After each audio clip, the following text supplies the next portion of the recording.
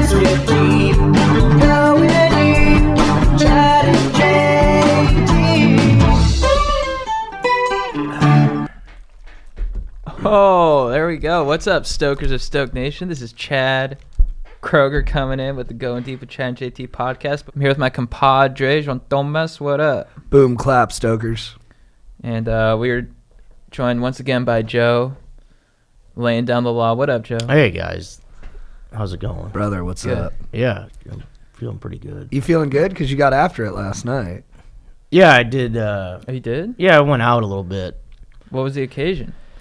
Just was a night off, and because I'm busy now for like the next week, so it's just treating Wednesday like a Saturday. Wanted to celebrate? Were you out with him? I did. I went out with him. I didn't drink, but yeah, I took part in the evening. It was fun. Yeah, I was the only one drinking, which is fine, but it would be nice to have somebody joining you. Yeah. But We went to the gym beforehand, too.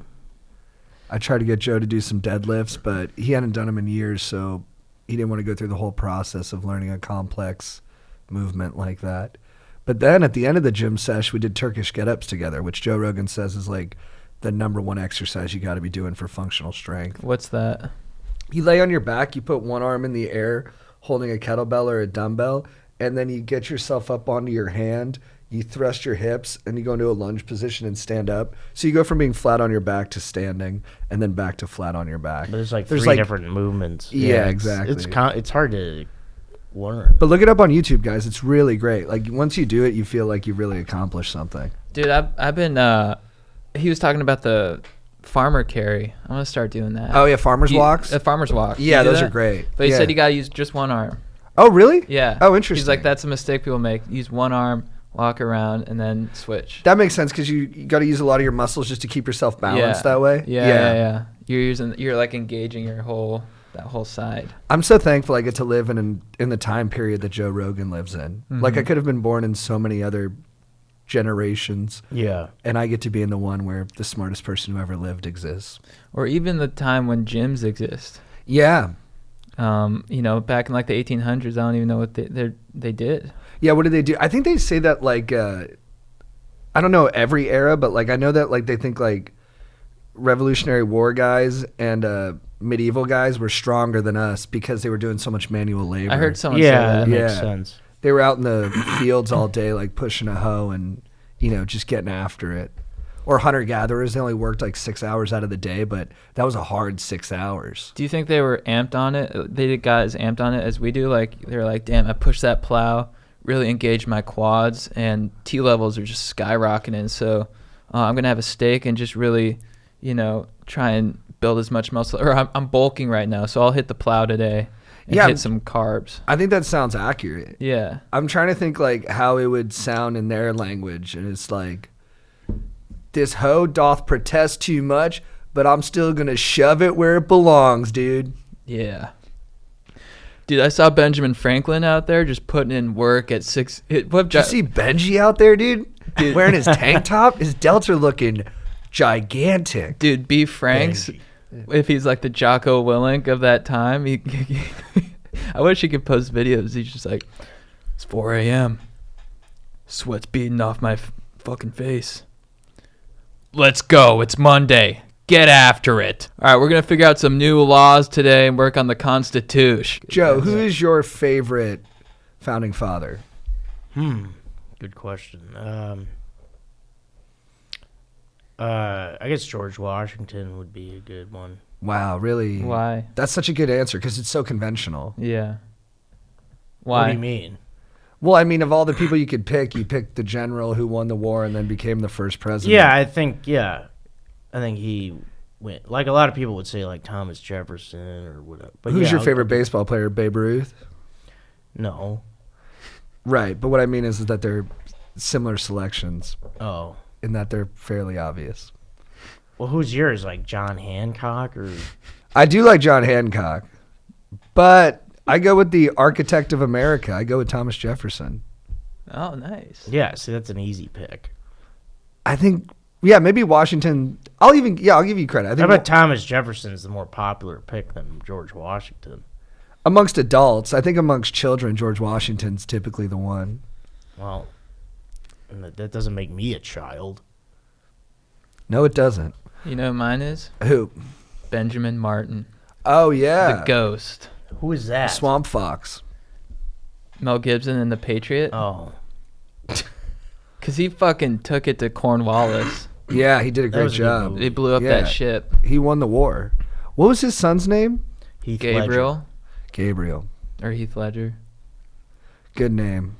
And then Thomas. Thomas got capped. Yeah, he got capped early. Yeah, he lost a lot in that war. Yeah, he did. Benjamin did. And then what do you think about him marrying his sister? His sister-in-law. Yeah, that's right. Um, Ew. small distinction, but you got to throw it in. Yeah. I think it's all good. Think it's all good? Yeah, Jolie Richardson, I think, is the actress. I think she's beautiful. So She's a babe. She Yeah. took care of the kids. I'm all for it. Yeah. And at that time, it's like, where are you going to go meet people? You don't travel as much. I don't think there's as much of a bar scene. Well, he could have. It's a lot of who do you hit, know. Hit up the tavern with his dog John Billings. I think it was all dudes at the time at the tavern. Oh, bummer. Some things never change. Yeah, seriously. Bar last night was solid. Where'd you go? Yeah, it's pretty good. Went to the Dime on Oh, Fairfax. The Dime. Oh, so you just walked there. Yeah. Yeah, it just was stay in the easy. neighborhood. The Dime, Sweet Chick for a little bit. Yeah, that was good stuff. Yeah. And then Chad and I just got back from Delaware, where we went to protect house parties. Yeah. Yeah, how was that? It was awesome. It was really fun. It was a whirlwind experience. We left Sunday at 6 a.m. and flew back Tuesday at 6 a.m. and had a lot of action in Now, between. were you in a college town or? Yep. Dude, the thing that was Newark. thing that was cool is we went. It's the same as Newark, but I think they pronounce it Newark to differentiate themselves from the Jersey Yeah, city. they don't want to be Jersey trash. It was cool. We went without much of a plan, and then things kind of just fell into place. Like we had two plans, right? We're going to the council, and we're going to the meet and greet. But then we got roped in. Or we went to go interview students about what was going on with their situation, and then we got, they're like, dude, you got to come to the U dance, and it was just like this rave for cancer benefit. It was awesome. Cancer nice. with kids with cancer. So Oh, it was I really don't cool mean to nice. see. Yeah. No, it was like a cool to see people raving for a good cause. I usually see people raving, just because like Benny Benassi's on stage, but to actually be raving for like, charity it's something I've never seen before. Yeah, it was mature raging. Like, it wasn't about hedonism. It was about altruism, which was like a pretty fire way to frame a dance party. Yeah, it was like those glow sticks are like eradicating cancer. Yeah. Nice. And then we went to the city council meeting. It started at 7, and then the council decided to push the party agenda to the back of the meeting. So instead of talking about it at 7, we talked about it at 1 in the morning. We were at the city council meeting for 6 hours. They tried Whoa. to sweat us out. Yep. They tried to just get us tired so that we wouldn't bring it the same when we got up to the mic. Dude, they did not like us. And it was like we were there, we were like, man, I miss California city councils because these people are not having it. We were just sitting there, and I would see the mayor just like stare at us. And she was like, I raised my hand at one point, and she just gave me this. She stared at my hand for like 5 seconds, and she was like, are you fucking serious? She tried to skip over us. They weren't going to let us come up to ask a question about a new hotel that they were developing in town. And she was like, no, we're moving on. And then another citizen who was sitting next to us, kind lady, said, they have a right to speak. You let them go up there and you let them speak. Oh, wow. And they said, fine. And then Chad went up and asked his question. Yeah. And that same Jeez. woman who was sitting next to me, she was so interesting. She came in, she's like, what are you here for? I was like, I'm here to protect house parties. She's like, all right, well, I don't necessarily agree with you, but, this is America and you have a right to voice your opinion. And I was like, thank you so much for that. But then she was against the hotel being developed because there's like a historical landmark there called the Green Mansion that they thought would be like obliterated by the hotel or people wouldn't see it as well because of the hotel. Yeah. So it's this really interesting cultural clash of cultural preservation and protecting your heritage versus like development and capitalism and stuff. Yeah. And then and a lady went up who was a citizen and was like, yo, I'm for the hotel. I think the hotel's a great idea. And the lady who was sitting next to me goes, what's her name? And she wrote down her name and information. I was like, what are you going to do with that? Wow. Yeah.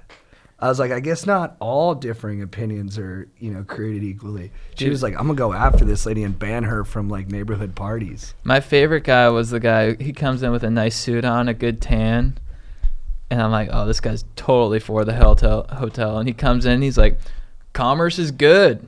We're moving up. Let's build this hotel. I come from Wilmington, and yeah, I'm all for the hotel. It's gonna help pay for my Porsche. Yeah. Like, dude, I was like, that guy. Yeah, But then like all the older people were like they had like preservationist people who like work for the Preservation Society. They're like the Green Mansion, what's gonna be left of it? They say they're gonna preserve it, but they're only gonna keep like the front part of it, and that's like, we all go to the dentist there, and I'm like, hotel sounds better than a dentist. Yeah. If Yeah. it's an either or Well, situation. some people are into, Depends on your tooth situation.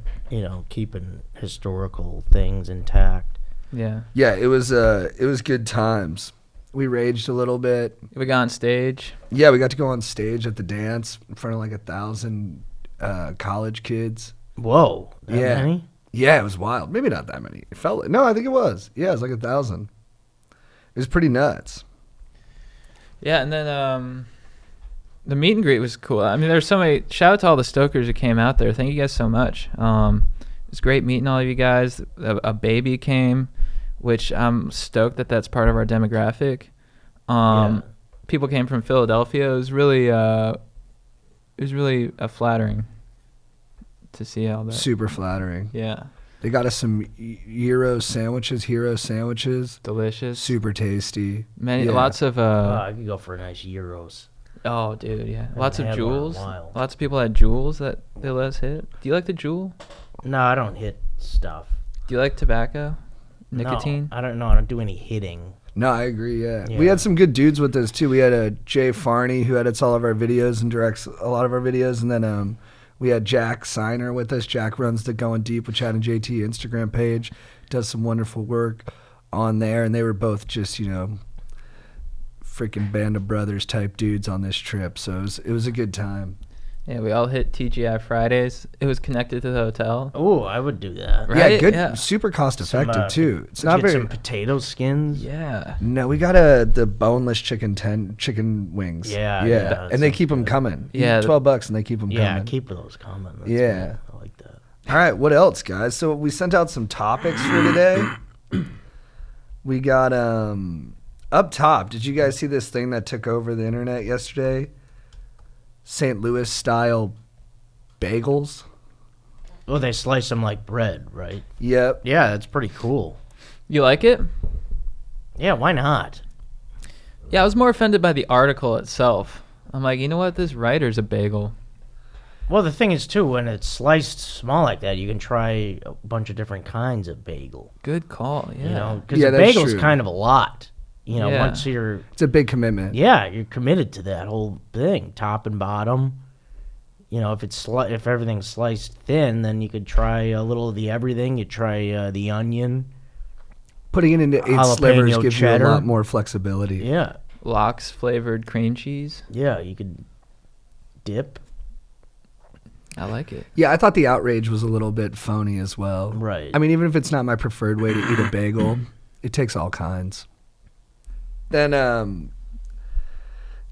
some people were going through the rankings of Scientology and like what the hierarchy is in that religion, and Tom Cruise is a deity. Yeah. They say he's a god. I would think so, but at this point, yeah. Good. Right. Yeah, that's how I feel too. God bless him. It's about time he gets the Are recognition you allowed he to say deserves. that in Scientology? God bless him. Yeah. I think it's Xenu bless him. Or Oh, that's okay. Never mind. Miscavige, bless him. Yeah, there's I probably mentioned this before, but in the Going Clear book, Miscavige just punches people all the time.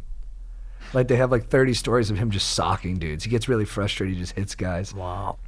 Do you think like who are other Scientologists like John Travolta? Do you think they refer to Tom Cruise as like my lord? Yeah. Dude, so 4 new sports in the Olympics now. Starting at 2024 in Paris. I think Paris is a good place for new sports. They've got breakdancing. No, You're against not breakdancing? breakdancing. That was like you'd go to the gym and you'd see the weird guy in the corner breakdancing. He's getting an Olympic sport. I've never seen that at the gym. When I've I seen was it. in college, yeah, there would be like in the field house, there would be a couple weirdos in the corner doing breakdancing while everyone else is working out doing normal stuff. I've seen that. Right It'd be on. the guys just with their big boom box.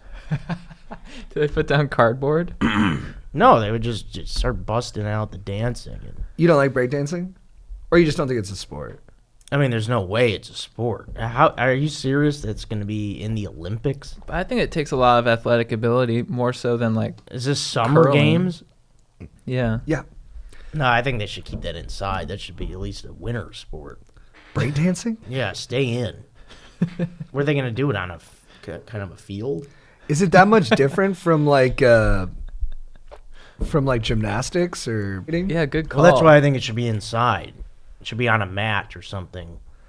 I think it's going to be inside. They do summer games stuff inside. I mean, they should tie in breakdancing with gymnastics. Is that inside? Is that summer? Yeah. Gymnastics, yeah. Winter games typically involve snow or Snow ice. and ice, yeah. Yeah.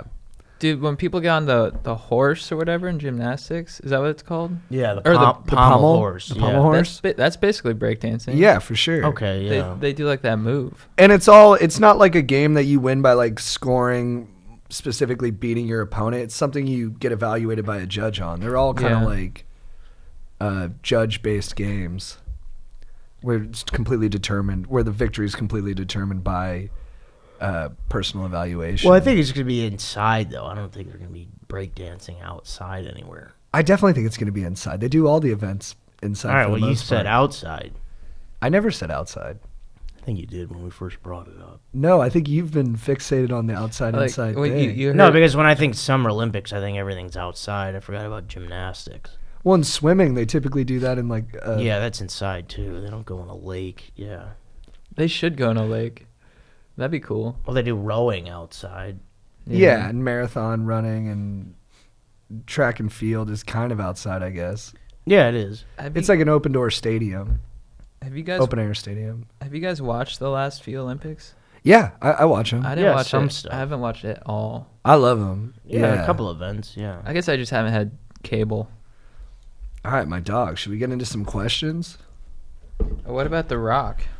Oh, right, yeah. And then The Rock, there's a video clip right now circulating of The Rock giving they call it a pep talk. It's Yeah, a little he bit just- short for a pep talk. Yeah. He just talks to all these high school kids. He's like, you going to go play a game? They're like, yeah. He's like, you going to kick some ass? They're like, yeah. He's like, all right, get after Yeah, it. that was it. And they've got It was both a pep angles. They've got talk, him yeah. filming them and them filming him.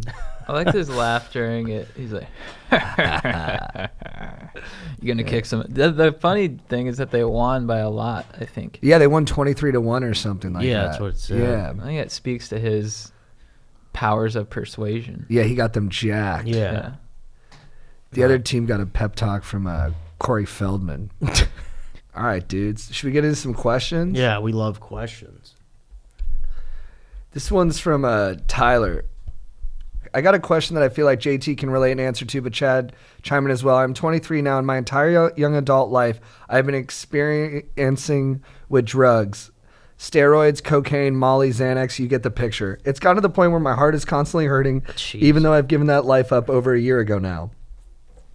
I'm always scared I'm going to suddenly die. Anytime I go to the doctor, hospital, or specialist, I feel like I'm not taken seriously. I'm told that my shortness of breath and chest pain is acid reflux and anxiety and not to worry. So my question for you, JT, is how much did your anxiety contribute to what you thought was a heart problem, and how did you cope and deal with it? Any advice would be greatly appreciated, as my stoke tank is nearly empty. Your mind is so powerful that if you're like, man, I did a lot of drugs and now my heart hurts. A lot of that is your mind. Yeah. Especially Yeah. if you focus Yeah, on anxiety for sure. Yeah, if you focus on it, it only gets worse. And if you're like, Yeah. you're like, man, I think something is wrong with my liver, and then all of a sudden you start feeling a pain in your liver. Yeah. It's a lot of that's just your mind. Yeah, I'll do that if I drink a lot one night. Yeah, the next day I'll be like, oh, my liver is probably Hurting. it's probably bleeding or something. No, one time I And took then you feel pain in your liver. Yeah. I took Alpha Brain and I was like, oh my God, my liver, I can feel it hurting. And I was actually grabbing a part of my body where the liver isn't. I was like, my liver's killing me. And my buddy was like, your liver's over here. I was like, oh, I think that part's hurting now. Yeah, you're not dying. But, dude, you've got a lot of anxiety, so you got to find some ways to work through it. But if you have if you really are having heart problems, I mean, yeah. Well, you gotta tell the doctor. I feel that all the time. I mean, I thought last night I like could be having a heart attack. Like that's when I was like laying on the floor when we got back from the bar, and I was doing like that active rest. Like that was like to chill me out. Does that just mean laying down? Active rest, yeah, with your eyes open though. Yeah, so laying down. Yeah. Active rest. We don't need that. Doesn't need to be a term. You don't like it? I mean, yeah. I'm not buying that. Fair enough. Yeah. Plus, he's young too, so his body's just Active regenerating and rest. stuff. So Yeah, your body's solid. it'll recoup. It stops doing that at like 27. I heard. Really? Yeah. What? So it keeps growing, and I read it on the internet somewhere, so it's got to be true. Sup, Stokes Sensei. My girl recently became an actress and her career has picked up. She's on a bunch of shows that I watch and I'm stoked for her. Recently, she got asked to be in a scene where she would have to hook up on camera with them. Am I being a schmoll for not wanting her to do it? Any advice? Also, can't wait to meet you boys on Monday. The Sizzler says boys are in my fraternity. We all love your podcast. That's nice. Did you meet them? Yeah, that from last week? Yeah, the Sizzler okay. says boys. That's where we had the meet and greet. Thank you guys so much for hosting. They have their own podcast. Check it out. And yeah, like we said, they were super cool dudes. Dude, I totally get where this guy's coming from. I mean, that's a major bummer, but I think he's got to support her career. Yeah, it's part of acting. There's gonna be kissing and stuff. And she's gonna hold a grudge against him probably if he stops her.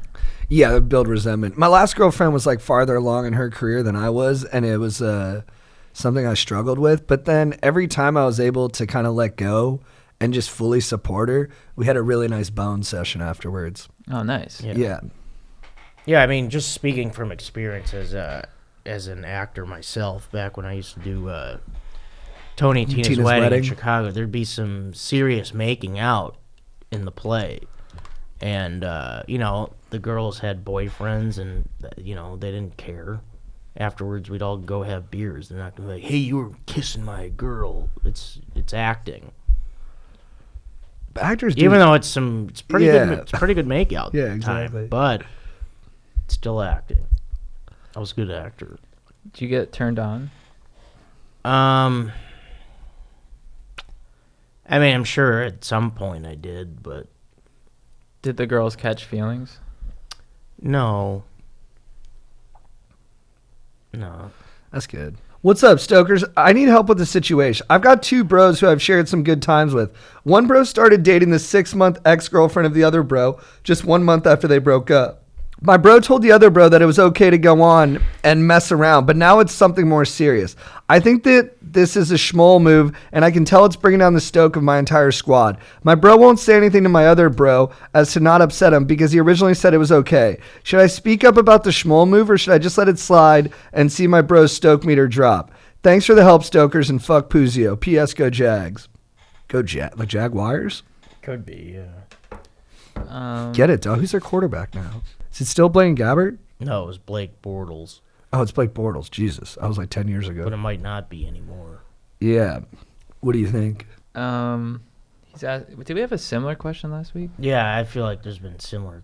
Yeah, I mean, we get a lot of bros who are having trouble. I mean, in this I've never been department. one for the dating people that your friends have dated. I always find that odd. I think it is kind of a schmoll move. Because there's just so many women in the world. It's like, you don't need to have the one that your friend was with.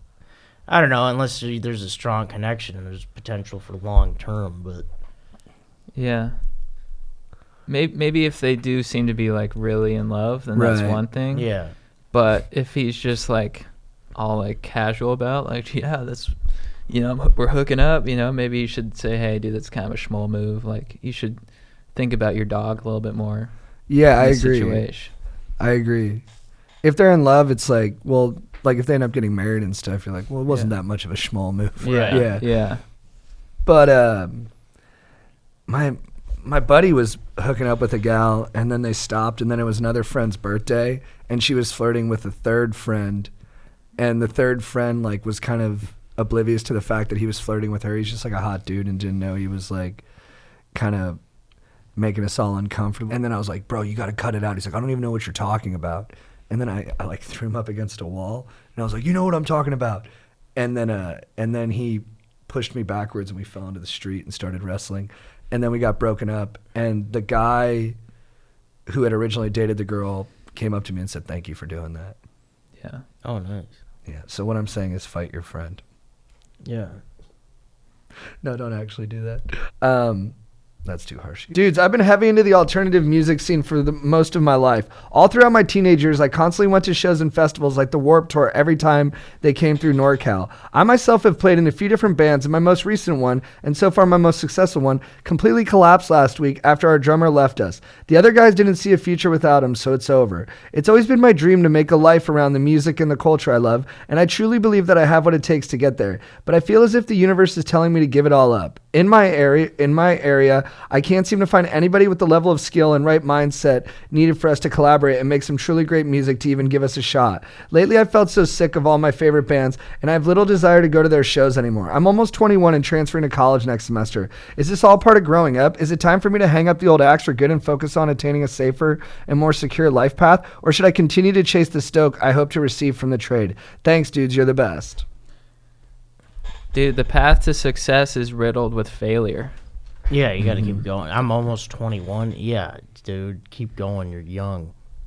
God. Sounds like he's having success, so keep going. Yeah. Yeah, I think you just take it so seriously that it probably feels like your whole world's coming down, but it's not. You just got to stay the course and keep going. There's probably a lot going. of drummers here. And that's I mean, he'll find more people like that at college, and then after that, yeah, probably go to a musical hotbed where you can link up with some guys on your level. Yeah, I mean, especially because you could feel his passion. You can feel his passion for it in the email. And if it brings you that much joy, you got to stay in it. You got to keep it in your life. Yeah, I mean, it sounded really pumped up at the beginning of the email. Yeah.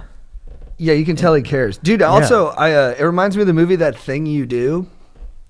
I haven't seen it. Tom Hanks movie about this band that's like a one-hit wonder. It's so charming. You got to check it out. The Wonders. But the main character, the drummer, goes to see a jazz musician he likes, Del Paxton, and he tells him this: ain't no way to keep a band together. Bands come and go. You got to keep on playing no matter what with who. And he says, look, it could be money, women, the road, just time sometimes. Nice. But that's the life you're choosing. But it's a good life. Yo, not a long-time listener to your pod. I started a few weeks ago, but I'm cooking through your apps. I hope to be grandfathered into the stoker community if you two stoke mongers will have me. So I recently listened to the pod where Chad boasts about his legend, Peter G, and how he was a solid dude to party with, episode 22. He sounds like a great snug bud.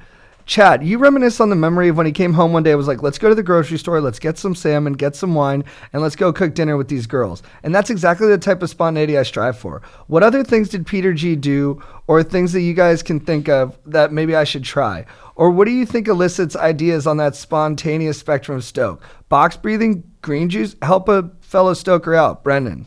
Dude, I have stories about Peter G. Where do I begin? Is that Peter Gabriel? No, he's from college. Peter Graham. I'll ask him if he wants me to edit that out. The dude's just like, he was just like a physical specimen. So he's one of those guys he seemed like he didn't have a lot of fear. So he would just like be doing backflips off the porch and shit. I remember one time we were in Cabo and there was a huge shore break and he starts climbing on the rocks and then this massive set rolls in and he almost died. You know, because like this set almost just smashed him into the rocks, but he held on to the rocks, just like, and he was just laughing the whole time. He's like, ha ha ha ha, and this water was trying to kill him. Jeez. So he would just put himself in. He's one of those guys who puts himself in the situations like that and always comes out on top with high levels of tea. Remember one time he ordered every drink off the menu at Club 96 in Cabo, and downed all of them. That was probably like 25. Whoa. I wouldn't recommend you do that. He's just a beast. One time we were just rollerblading all over fucking college, skitching cars. Wouldn't recommend you do that either. What's skitching? Skitching? Oh, where you ride on the back of them? Yeah. Oh, yeah, everything you've suggested is dangerous. Yeah, well, that's what Peter G does. Yeah, don't do that. I mean, I wouldn't. But the salmon thing, yeah. But the salmon thing was nice. Yeah, It was a nice dinner with yeah. some ladies and some white wine. So Yeah, he does nice stuff. I'd recommend more going that route. Right. To where you sort of take that leadership position where you're like, all right, tonight we're gonna go get a whole chicken, a live one. No, I'm just kidding. We're gonna get a whole chicken. We're gonna get some Pinot. And then we're gonna have some nice conversation. Yeah. So yeah, just sort of take on, if you want to be more like Peter G, I say just sort of take on that leadership role and sort of like, don't go to the party, start the party.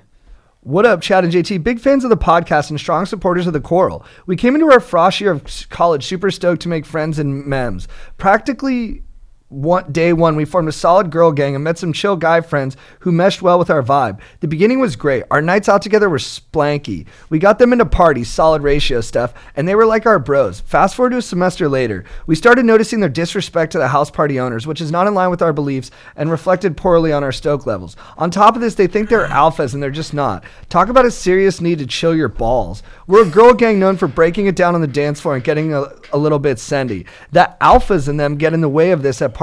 They try to get in our dome space when we're really just having fun, and they pull us off the dance floor away from any guy we're talking to. We started as a solid squad with good vibes only, but we think it's time to cut ties. After all, girls just want to have fun. Shouts to Cindy Lauper. Any advice on how to boke two schmoles with one stone? I think you just got to start phasing them out. Start going to different hangs and different parties than these fools. What say you? Something similar, but maybe be a little more honest with them. Just be like, look, I'm going to talk to other dudes. You can't just pull me away from dudes. These guys are just trying to find their way, and in the way of that is their insecurity. I think that's where most of their behavior is coming from. Yeah. Maybe have a heart-to-heart with one of them and ask them like what's going on and why they're acting up more.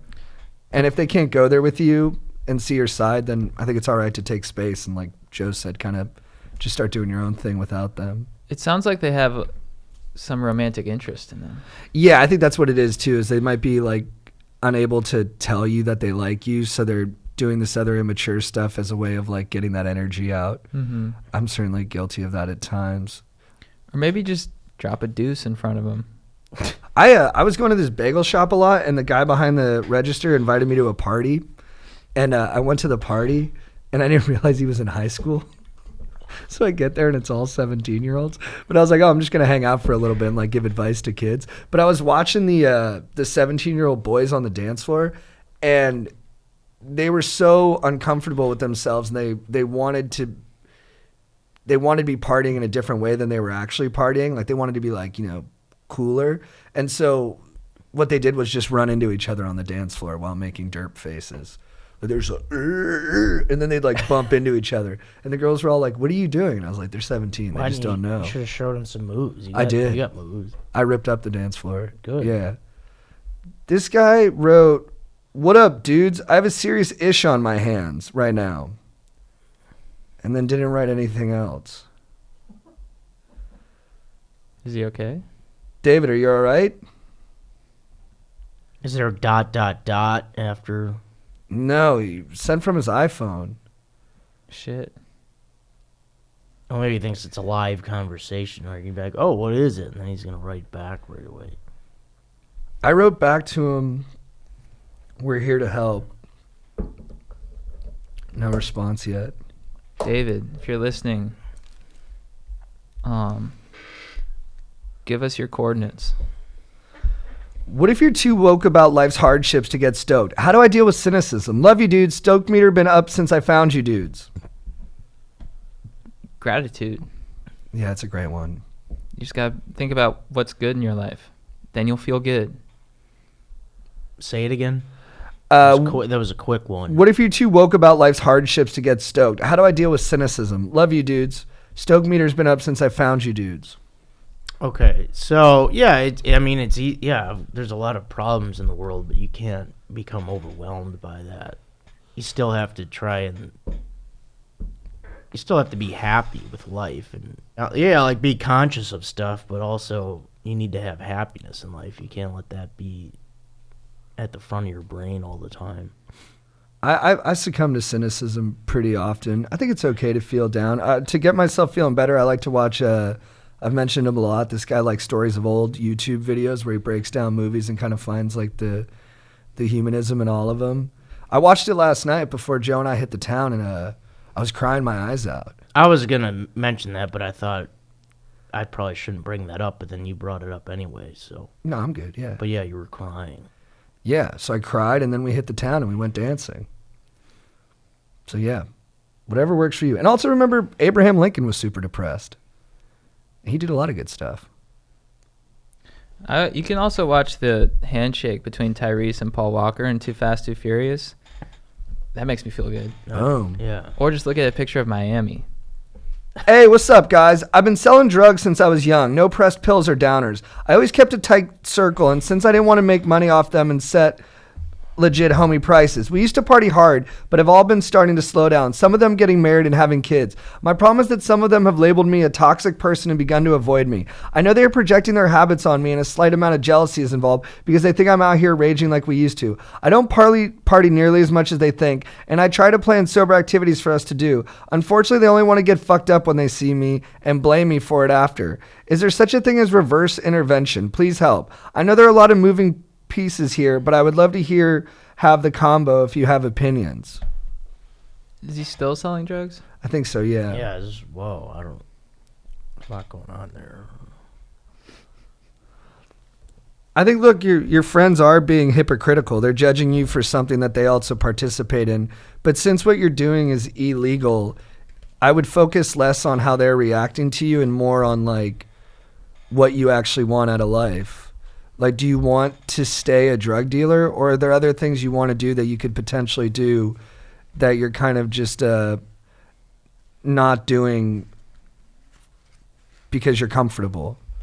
Like, and I think one of the hardest parts about being a drug dealer is that you can't talk to people about who you actually are. That's kind of like part of the cost of doing business in that field. So I would just recommend that. I know it's easier said than done. I would recommend that you try and find another line of work. Yeah, dude, you don't want to end up in the can. Then it's going to be really hard to kick it with them. Yeah, and they're going to judge you more at that point. Yeah. And then there's going to be like a whole wall in between you guys. Yeah. Yeah, your friends aren't the coolest, but I wouldn't worry about that as much right now. Sup, Chad and JT. You guys have a great podcast. I listen to it daily and get super pumped. I've had a recurring problem over the last few years. I love having the boys over my crib to crank beers and do hood rat stuff. However, one of my friends recently has been acting like a schmoll. He pretends to drink way more beers than he does sometimes, claiming to have killed 2 12-packs in a few hours. I can get over his lies, but he also goes into my guest room and jerks off. He pretends like he's not boxing his mud turtle, but I know he's slapping his rat. Normally I would boke him, but he provides Jewel, which I very much need. What should I do? Dude, it's tough when the guy with the jewel is a schmoll. Here's my plan. Challenge him to a case race, and then say your mom found jizz in the guest room. Yeah, that's so gross. You gotta jerk off on your own property. That's agreed. I think it's hard when the person it's hard to confront people when they're doing weird shit because it makes you so uncomfortable. You're like, I don't really even want to talk to this. Like, why do I even have to talk to you about how you jack off in my house? Like, I don't want to have to confront you about this shit. But, you know, it's not what we demand from life. It's what life demands from us. And right now, you got to protect your house. So maybe you should, so the guy doesn't get mad, go the more compliment route. Be like, dude, you're so cool, man. Like, you're able to jack off in my house and have everyone know about it and talk about it, but still not care. And he's like, what?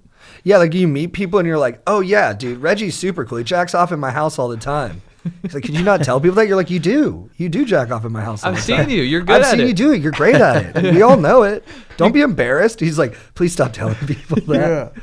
You go to the guest room and just crank it, dude. You go to the guest room and you jack off, and it's amazing. We're all like really impressed. Let's get into the weeks. Joe, who is your beef of the week? I don't have that one yet. I was hoping you wouldn't start with that. We start with beef now. Yeah, it's a recent change. We'll do our beefs first and then come back to you. Chad, who is your beef of the week? Thank you for preparing. My beef of the week. My beef of the week is with Neutrogena sunscreen. Get it. What up, Neutrogena, you thick-ass sunscreen motherfuckers. You know, my dad is like, he's very aggro about the sunscreen. He's like, you're going to get skin cancer. I'm like, Dad, this is Apollo's will, okay? Let it happen. But he'd be like, no, I'm going to put on sunscreen. Then he'd give me Neutrogena like 100 SPF, and I'd look like a freaking, you know, like I took a bath in milk, and I'd come out and people were like, what are you doing, dude? I'm like, I don't know. My dad got me with the Neutrogena. So my beef of the week is with Neutrogena sunscreen, you know? Like, why don't you make it not like I'm putting on like a freaking metal suit every time I apply your sunscreen, you know? Make it a little bit lighter. Make it so I have sunscreen, but I can maintain a shine and get a bronze, okay? Because I still want the benefits of the sun. I don't want to cover myself with some goo that's just going to act like a barrier between me and the vitamin D. That's my beef. That's very noble. I have one now. If you want to go to me, Joe, what's your beef of the week? my beef of the week is with our landlord. Actually, Ilya? yeah. Thanks for giving his name out. I wasn't gonna do that. Well, he, yeah, because the washing machine has been broken for over a week now. He's always good at fixing stuff. He usually does it the same day. Made me go to the laundromat. It cost me like almost $12 to do laundry. It's going to put me in the poorhouse. Yeah. I don't know what's taking him so long to fix it. And I asked him, are you going to fix it? He said, yeah. And that was the end of the conversation. So I assumed that meant quick. He didn't give you a timetable? No. That's frustrating. We saw him this morning. Yeah, it's very frustrating. I'm not asking him again. You feel uncomfortable asking him again, or you just feel like it should already be fixed? Yeah, well, both.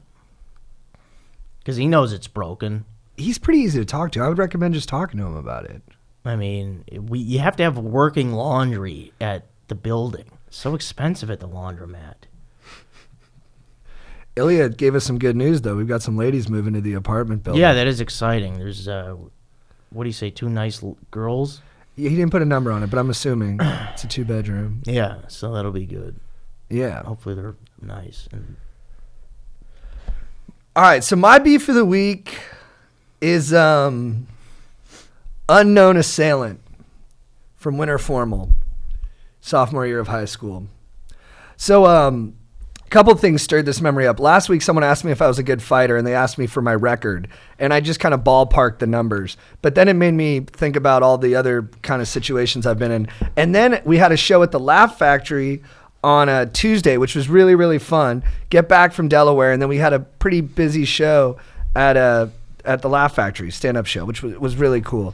And then there was a guy there wearing an Avia's, El Ranchito Avia's sweatshirt, which is the restaurant we went to for Winter Formal sophomore year. So I go to Winter Formal sophomore year. The girl asked me, Stephanie. Thank God she asked me. I was so nervous no one was going to ask me. I hadn't gone to homecoming that year, but I still had the after party. And I was starting to feel like kind of a nerd. But then I got asked, girl, lovely human being, to go to the dance. So I'm nervous, though. I'm real nervous. You know, like my parents come. I'm like, man, like everyone's watching me. I just feel self-conscious. We go have dinner. We're waiting for our limo to take us to the dance. And then this like probably, I don't know, 30-year-old guy comes over and he's like, what's up, dudes? How's it going? And just starts talking to us. But he's kind of got some menace in his voice. And I'm like, oh, yeah, what's up, man? What's up with you? And then he kind of like made fun of my tux. And I was like, okay, whatever, dude. And then he was like, yeah, when I was like you, I was very similar, but I wasn't fake. He called me fake. And I was like, no, you're fake like your cheap-ass sunglasses. And everyone went, oh. And then the guy went, what? And then he smacked me in the head. I was like 5 feet tall at the time. He just hits me in the head. I'm like, oh. And then he walks away, and everyone's like, oh, my God. And then all my boys turn away. They don't want to get involved. They all just like walk away. And then the guy comes like stumbling over a couple minutes later, and he's like, hey, dude, I'm sorry. I heard we were arguing, and then my girlfriend said I might have accidentally punched you. Did something like that happen? I was like looking at him. I was like, are you serious? I was like, yeah, dude, you punched me. And then he's like, oh, no, dude, it was an accident. I don't think I hit you. Like, he was all worried he was going to go to jail or something. I was like, whatever, man, just get out of here. And the only two guys who had my back were these guys from random high schools who happened to be in our winter formal group. And they were like, hey, if you want to, we'll, like, fuck this guy up. And I was like, I don't want you to, but you two guys are really great guys. Strider was there. Didn't do a thing. But yeah, so that's my beef of the week is with this random like 30-year-old dude who punched me in the head when I was 16. Nice. My girlfriend's like, damn, dude, you smacked this kid. Yeah, I tell you, he's like, did I hit you? My girlfriend just told me I hit you. Did that actually happen? I was like, yeah, you punched me. And then he was like, oh, dude, crazy. Yeah, I don't remember doing that. I don't think that actually happened, but I'm really sorry. I was like, what the fuck is going on here? And then my date's like just sitting there, and happy ending though. We made out, dude. In the limo ride to the after party at Bryce's, we made out. And after we made out, everyone was like, my buddy Bryce was like, kiss her, kiss her. Everyone in the limo made me kiss her. They were like, kiss her, kiss her. I was like, fine. And then afterwards, I was like this. Yeah, dude. You became the mayor. I was pumped, dude. Then I had a really good time at the after party. All right, Chad, who is your babe of the week? I'm going to go in Strider form here and make my GF babe of the week. Oh, that's so Caroline. nice. Whoa. What up, Caroline? Yeah, because she was super supportive this week. Came to the Laugh Factory show. She's at a busy week at work. She's on dispatch, which I don't know if I can talk about. She basically, she got a position, like a good position at work for the week, where it's high stress and you gotta like tell a lot of people what to. You're basically the leader of, like, she's in the mailroom. You got to be like the leader of and so it's high stress. And then she still came out to the show and supported us, and it was very caring. And yeah, she's just a freaking babe. And then we went and got food after, and I just wanted to give her a shout out. Like, thank you for being supportive and caring and always showing me a good time. She's a legend. Yeah. She's That's awesome. my babe. Joe, who is your babe of the week? I'm going to say my friend Rachel, who runs a great open mic in our neighborhood. That mic has been great for me because that is basically, because as a stand-up, I'm not really a sit down and write them out kind of thing. So I'm basically been using that place to do all my writing. I've been going there like 4 or 5 days a week, and I'm just working stuff out and working thoughts out. And I'm so glad that Rachel started this place because it's right by our place. It's like 2 minutes from blocks. us. Yeah. And it's just so convenient. I could go there early and then go to work, and it just has been great. And I feel like it's really helped me a lot. Because you want to be constantly developing stuff, and thankful that Rachel started that room. She's awesome. Yeah. She runs that room so well, too. All right, my babe of the week is Barker. Barker is one of my best friends from growing up. Gnarls Barker, Barkadilla. She's awesome. She made me a better person. We were always good for laughs. And she lives in Philadelphia, but I didn't get to see her when we went to Delaware. So I want to shout her out now. Barker, I miss you. I hope you're doing well. You look great on Instagram. And, I miss the days when we would rage together. All right. Chad, who is your legend of the week? My legend of the week is the dude who invented the wheel. Whoa. Yeah. What up, you freaking Neanderthal? I don't know who invented the wheel, but the guy's a freaking legend, and I don't think he gets enough credit. No one even knows who he is. Do people know? No. No one knows who he is, so I just want to give him a shout out wherever you are, dude. Like, thank you so much for providing us with the wheel, because now we have cars. That led to cars, and that led to Fast and the Furious. There's a direct correlation. Yeah. Like, imagine imagining a wheel if you had never seen a wheel before. Yeah. It's unreal. Yeah, so what up, dude who invented the wheel? Thank you so much. I'm sure you're probably like 1,000,000 years old, but you're a friggin' dank legend. That's a good one.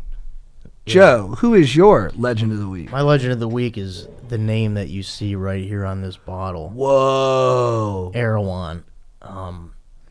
It's been around for like 40 years now or something. And Is that how long it's been around? Why are you doing that? I wanted to surprise them when it cuts back, but keep going. Yeah, I can't believe organic has been a thing for that long. But yeah, I go to Erewhon grocery store 5 days a week. I'm eating 2 meals a day there, Monday through Friday, and it's got me feeling great. Like, you feel the difference when you eat healthy. It's so good. I get my coffee there, everything, food. I bought garbage bags from there, which are a little flimsy, and I actually bought body wash there recently. How's that working? I don't know. I'm trying it out. It's unscented. You always smell good. You ever try unscented soap? It's kind of weird. No, I haven't done it. Yeah, because it's like you put it on, like you're getting clean, but then you're like, you just smell yourself after. So it's all me, baby. What do you think happens when you die? Well, what does that have to do with Erewhon? I'm just curious. I don't know, but I hope Erewhon's there. Nice. Dudes, my legend of the week is Philippe Petit. He's the man on wire. Have you ever seen that documentary by James Marsh about the guy who shot an arrow across the World Trade Centers and then tight-roped across it? Oh, no. Yeah. Cool. And he has some great lines about it where he's like, they're like, weren't you afraid of falling? He's like, I'm always falling and adjusting. I'm falling and catching myself. That's all tightrope walking is constantly falling. You know what else is like that? Life, my dogs. So the cops, when he comes down, are like in awe of him, but they got to arrest him. He gets out in like a day. What's the first thing he does? Does he go celebrate with his friends and his loving wife who supported him? No, he has sex with a groupie. And he's like, why did I do that? Why did I do that? Because I had this massive internal yearning to explode. I had to explode. And you're like, yes, French guy. That is what being horny is like. And I just love that he could juggle all that stuff inside of him. And he can literally juggle. He's good at juggling. So Philippe Petit, you did something so beautiful. You are my legend of the week, Philippe Petit. All right, Chad, what is your quote of the week? My quote of the week comes from the sketch Green Team from Funny or Die. John C. Reilly gets up in the camera, gets in your face, full on, and he's like, "Just because I'm an environmentalist doesn't mean I'm a sissy, motherfucker." Nice. Have I already done this? Well, I mean, I know you've done Green Team before, but I don't know if it was that one. Okay. Well, that's my quote. Boom. Good one. Joe, what is your quote of the week? You're not ready, are you? I got it. Yeah, I am Just ready. in the nick of time. This one's very cool. It's from Jim Morrison. From the Rolling Stones? The Doors. Was that a joke? Yeah. Oh, it was a good bit. So he said, a friend is someone who gives you total freedom to be yourself. Whoa. You guys ever heard that? No, that's a great quote, Yeah, that's good. Yeah, because, around your friends, you're comfortable. You can just be who you are. That's so nice, man. That's what friendship's about, just being able to be you around the people you love. That's nice. My quote of the week is from Christopher Hitchens, famous dead atheist and scholar and dude who is good at arguing with people. He was just he's such a funny, interesting guy, and I just loved how he just did not give a fuck. Like one time Sean Hannity had him on his show after the televangelist Jerry Falwell died, and he's like, and Sean Hannity's like, "Don't you feel bad that Jerry's dead and you said all these horrible things about him?" He's like, "No, I don't feel bad at all. In fact, I think the world's a better place now that he's dead, and I only wish that there was a hell that he would have to go to." He says that on TV like a day after the guy died. You're like, holy fuck, dude. And I would never want to say anything like that, but I appreciate someone who's not afraid to be unlikable. And he has a great quote in his book, Letters to a Young Contrarian, which I read years ago, but it really was like foundational for me. Probably made me super annoying at dinner sometimes, but it's a good book. And the quote is, they say argument generates more heat than light, but if the sun wasn't hot, it wouldn't shine at all. So it's like, yeah, argument does get people heated, but through that process, we can make small concessions in our arguments and evolve. So thank you, Christopher Hitchens, for that good quote and for living your life fearlessly. All right, dudes, we got some more time. What else should we talk about? What are you guys up to for the rest of the day? I got to go eat. Well said. I'm going to edit some stuff. What are you editing? I'm gonna edit Daily Motivate. Oh, nice. Maybe I'll do a Daily Motivate. Oh, nice. Hey, maybe I'll Joe, what should I do for Daily Motivate? I don't know. How'd you get those scratches on your neck? Are those sex scratches? No, I don't think so. What are they? Do I have scratching? Maybe I was scratching. You might have just been scratching. Yeah. I got a date tonight. Oh, all right. 8:30. Who's with?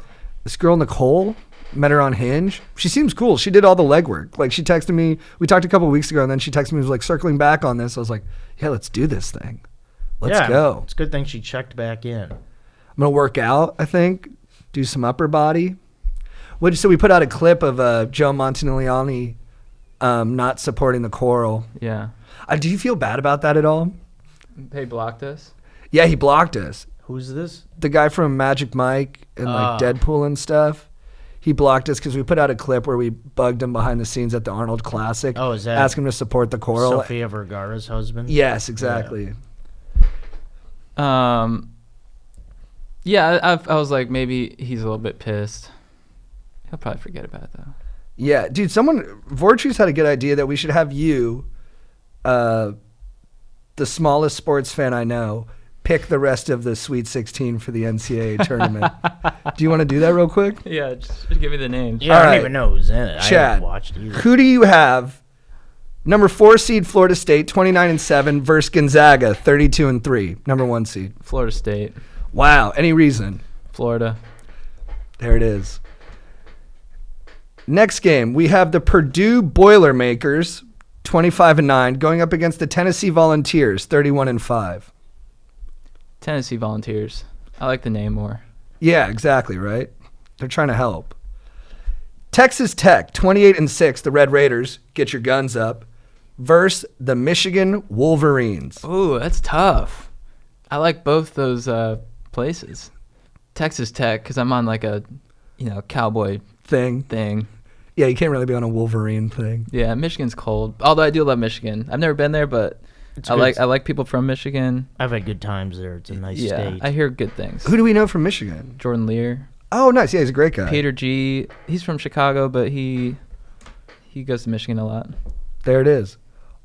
Oregon Ducks versus the Virginia Cavaliers. Virginia. Meet Virginia. Then we have LSU, the Tigers, versus the Michigan State Spartans. I gotta go LSU. Auburn Tigers versus the North Carolina Tar Heels. Tar Heels, Michael Jordan. There it is, dude. And then we got Virginia Tech versus Duke. Duke. And then we've got Houston. Houston's also the Cougars, right? Yeah. Versus Kentucky. Wildcats. Houston, because my brother's been working there a lot. Nice, dude. Kentucky's a powerhouse. So who do you have winning the whole tournament? Florida State, because they're probably the most tan. Good call. Yeah, good pick. And then baseball season started today. Who do you think is going to win the World Series? I gotta go with the Stros. Go Stros. Oh. Our dog. I mean, all right. My brother, if he listens to this, he's gonna explode. But my brother wants me. He's a diehard Giants fan. He's like Giants all the way. My cousin too, Evan, and I know he listens too. Both diehard Giants fans.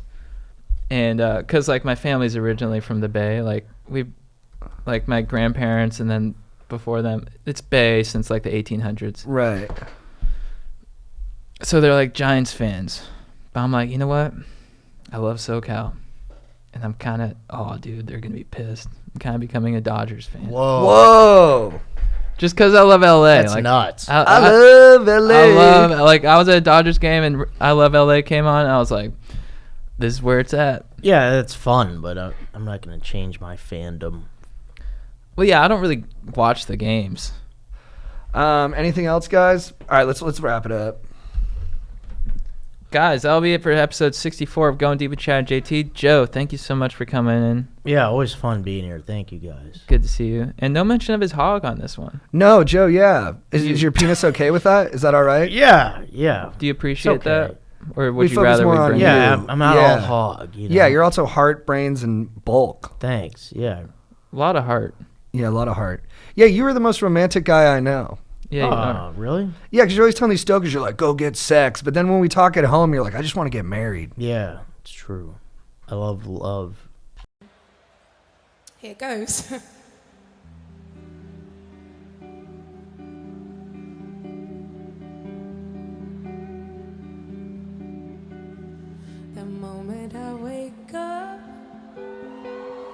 Before I put on my makeup, I say a little prayer for you. While combing my hair now and wondering what dress to wear now, I say a little prayer for you.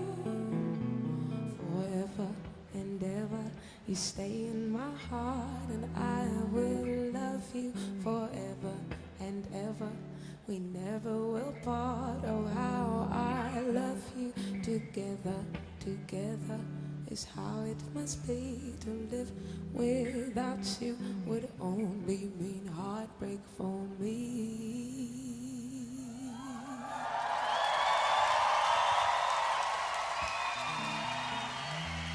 I run for the bus, dear, and while riding I think of us, dear. I say a little prayer for you. At work I just take time, and all through my coffee break time, I say a little prayer for you. Forever and ever, you stay in my heart, and I will love you forever and ever. We never will part. Oh, how I love you. Together, together is how it must be. To live without you would only mean heartbreak for me.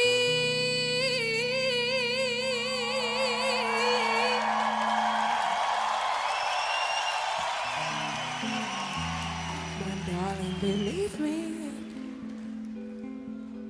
Let's try that again. You do the backing vocals. And my darling, believe me. For me, there is no one but you. Please love me too.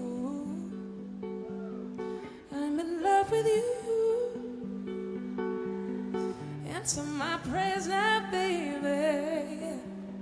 Say you love me too. Answer my prayers now, baby. Forever and ever, you stay in my heart, and I will love you forever and ever. We never will part. Oh, how I love you. Together, together is how it must be. To live without you would only mean heartbreak for me.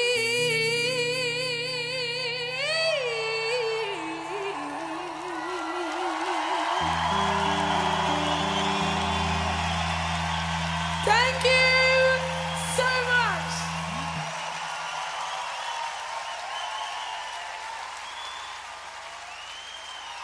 What is going on?